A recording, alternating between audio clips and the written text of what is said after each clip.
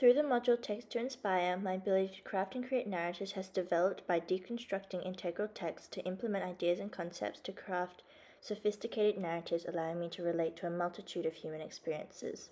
I've utilized text from 19th century Romantic poets, Shakespeare's Hamlet, and Melissa Lukashenko's Dreamers to effectively employ a range of language forms and features to create my narrative, The Scent of Rain, which effectively illustrates the cruel and tragic outcomes of being seduced by love. Inspired by the second generation of Romantic poets, including John Keats and Percy Bysshe Shelley.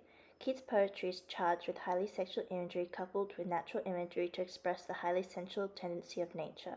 Within his poem To Autumn, the rich use of seasonal imagery, fill of fruit plump hazel shells budding more, emphasizes the parallel between the circular cycle of the systems and the cycle of life. Within my story, I utilize this idea through the central tone to the natural imagery within the resting scene. The evening moisture settled on lush evergreen leaves and wildflowers, coating them in rich, slippery condensation, employing an evocative sense of fate, outlining the cyclical nature of life and connection between love and death, ultimately foreshadowing the environment, seducing the speaker into the lake, symbolic of love, ultimately leading to heartbreak. Furthermore, Percy Bysshe Shelley's romanticism inspired me to incorporate rhetorical devices throughout my text. Shelley's idea within philosophy of love, nothing in the world is single, through the tendency of nature to come together like different bodies of water mingle, leads the speaker to ask why shouldn't they and the prospective lover similarly mingle. I utilize this idea through the use of rhetorical questions and comparison of natural wonders to illustrate the protagonist's desperate struggle to understand why their love cannot be reciprocated. Waves clasp one another, the seas and rivers embrace, and the mountains kiss the sky, but if all has its other half, whereas mine, illustrating the speaker's reflecting upon the unfairness and cruelness of the world leading to a tragic death. Additionally, I was inspired by Melissa Lukashenko's Dreamers, which effectively employs a disconnected circular structure tied together with a motif. This is highly effective in capturing and maintaining an audience's interest by creating questions that target their curiosity, creating a sense of realization within the denouement of the text. The merest ghost of a belled ribbon, get me an axe, thought Jean. The motif of the bell in Dreamers ties the circular structure together, creating catharsis.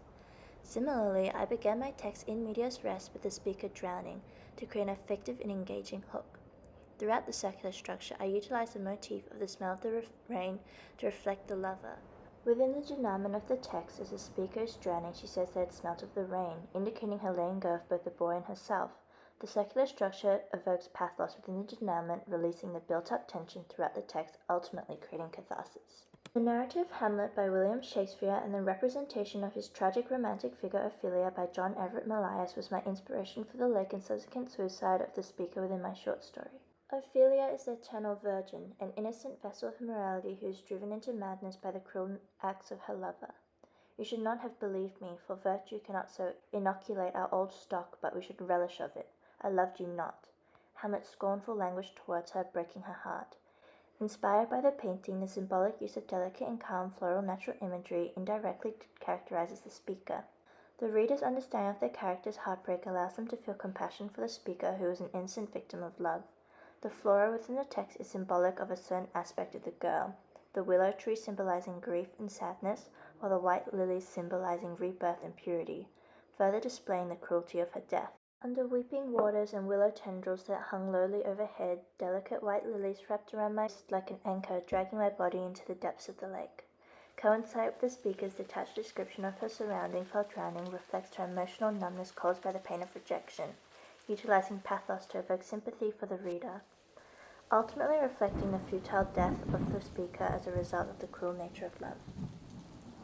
Overall, my ability to craft sophisticated and rich narratives has developed through this unit, Text to Inspire, through my refined understanding of language forms and features, allowing me to effectively address a multitude of human experiences.